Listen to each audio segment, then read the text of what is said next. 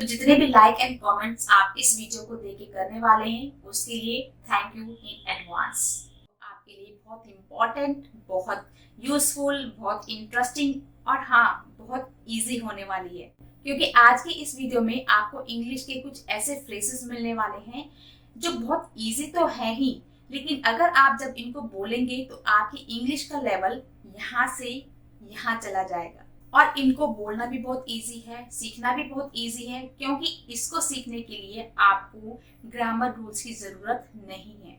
ये बहुत ही छोटे, बहुत ही सिंपल, बहुत ही ज्यादा इजी होने वाले हैं आपके लिए और इनको बड़ी आसानी से, बहुत इजीली आप इनको अपनी डेली लाइफ में यूज कर सकते हैं। तो अगर आप चाहते हैं कि आपकी इंग्लिश का लेवल भी यहाँ से यहाँ पहुंच जाए तो आप इन फ्रेजेस को सीखिए और अपनी डेली लाइफ में यूज कीजिए। So before I start this video, if you are new here then please subscribe to my channel so that you don't miss any upcoming videos. So let's begin.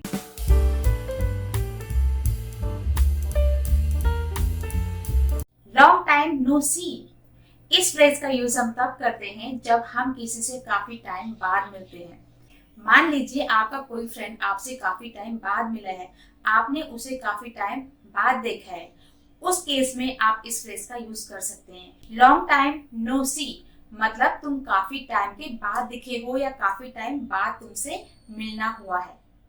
तो जब आपसे कोई मिलता है तो सबसे पहला क्वेश्चन हमेशा यही होता है कि हाउ आर यू, कि आप कैसे हैं। इस सवाल के जवाब में अगर आप बिल्कुल ठीक हैं तो आप दो फ्रेजेस का यूज कर सकते हैं। Number 1, I can't complain. I can't complain कि मतलब मुझे कोई शिकायत नहीं है, मैं बिल्कुल परफेक्ट हूँ, मैं बिल्कुल अच्छा हूँ। या फिर आप फिट एंड फाइन है, सब कुछ अच्छा चल रहा है, तो उस केस में आप एक और फ्रेज का यूज कर सकते हैं और वो है I am great. I am great. अगर आप हमेशा ही आई एम फाइन या फिर आई एम गुड बोलते हैं तो थोड़ा सा बोरिंग होने लगता है। तो अब से जब भी कोई आपसे पूछे कि आप कैसे हैं तो आप उनसे कहिएगा आई एम ग्रेट या फिर आई कांट कंप्लेन। अक्सर ऐसा होता है कि जब लोगों के घर में कोई गेस्ट आते हैं तो वो कहते हैं कि हमने तुम्हारा काम बढ़ा दिया या हमारी वजह से तुम्हें प्रॉब्लम हुई। तो अगर आपने कहना है कि नहीं नहीं बिल्कुल भी नहीं, मतलब आपको कोई भी प्रॉब्लम नहीं हो रही है, या बेसिकली जब आपने ये कहना हो कि नहीं बिल्कुल भी नहीं, तो उस कंडीशन में आप बोल सकते हैं not at all. Not at all, बिल्कुल भी नहीं। फिर भले कोई बात क्यों ना हो लेकिन हमें कहना होता है बिल्कुल भी नहीं, नॉट एट ऑल, बिल्कुल भी नहीं। कभी कभी आपको कहना होता है कि शक की कोई भी गुंजाइश नहीं है। आप इसको इंग्लिश में कैसे बोलेंगे? आप कह सकते हैं there is no room for doubt. There is no room for doubt मतलब आप किसी भी चीज पे शक मत करो, शक की कोई भी गुंजाइश नहीं है। कॉन्सेप्ट जो है बिल्कुल क्लियर है। अब आजकल हर कोई टेक्नोलॉजी का यूज करता है। मान लीजिए आपका कोई फ्रेंड आपसे कहता है कि मुझे उसका एड्रेस दे दो, मुझे उससे मिलना है। आप कह सकते हैं आई विल टेक्स्ट यू, मतलब मैं तुम्हें मैसेज कर दूंगा। I will text you. आपने काफी सारे लोगों को इस फ्रेज का यूज करते हुए सुना होगा। सो आई विल टेक्स्ट यू। काफी बार ऐसा होता है कि हम किसी चीज के लिए बहुत कड़ी मेहनत करते हैं लेकिन हमें वो चीज मिलती नहीं है। तो अगर आपसे भी कोई सलाह लेता है तो आप वहां पर एक चीज बोल सकते हैं, स्टेप अप योर एफर्ट्स।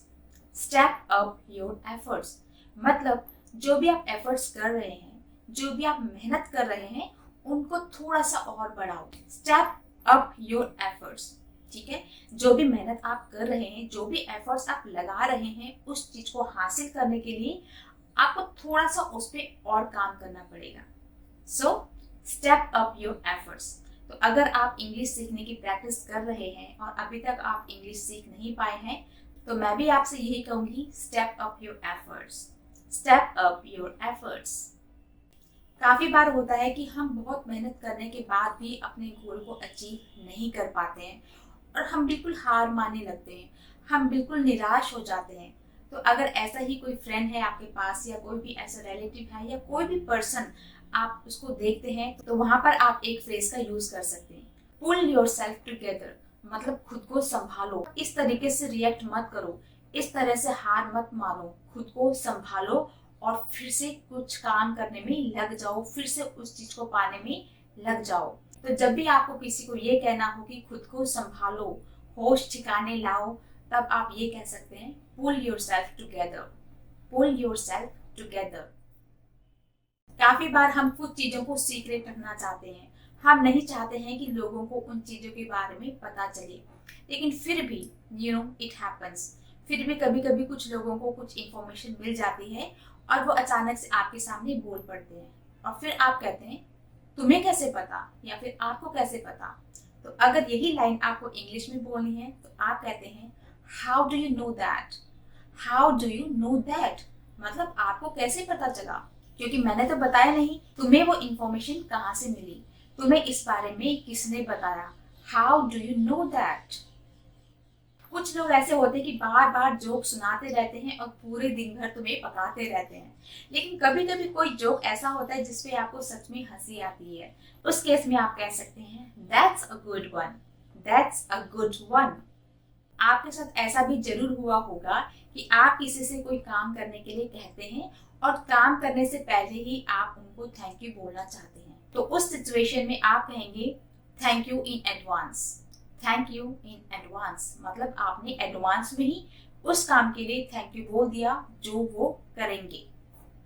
तो जितने भी लाइक एंड कमेंट्स आप इस वीडियो को देख के करने वाले हैं उसके लिए थैंक यू इन एडवांस। अब काफी बार होता है कि लोग आपको थैंक यू बोलते हैं तो उसके जवाब में आप टू फ्रेजेस का यूज कर सकते हैं, नो वरीज, नो वरीज, या फिर not to worry, not to worry, मतलब फिक्र मत करो। अब कभी कभी क्या होता है आप कहीं जाते हैं और वहां पे आप देखते हैं कि ऑलरेडी कुछ बातें चल रही हैं, कुछ गपशप चल रही हैं और आपको समझ में नहीं आ रहा है कि ये हो क्या रहा है, ये चल क्या रहा है। वहां पर आप एक फ्रेज का यूज कर सकते हैं, व्हाट्स गोइंग ऑन, या फिर व्हाट इज गोइंग ऑन, मतलब चल क्या रहा है, मैटर क्या है, किस बात पे आप लोग हंस रहे हैं या किस बात को आप डिस्कस कर रहे हैं, what's going on, what's going on. कुछ लोगों की आदत होती है छोटी छोटी बातों को दिल पे लगा लेते हैं, उनको छोटी छोटी बातों का बुरा लग जाता है। तो अगर आपके भी आसपास कोई ऐसा पर्सन है जिसको किसी बात से बुरा लगा हो तो आप उस केस में टू फ्रेजेस का यूज कर सकते हैं। Number 1, don't take it to heart, don't take it to heart, मतलब इस बात को दिल पे मत लो या फिर दिल से मत लगाओ।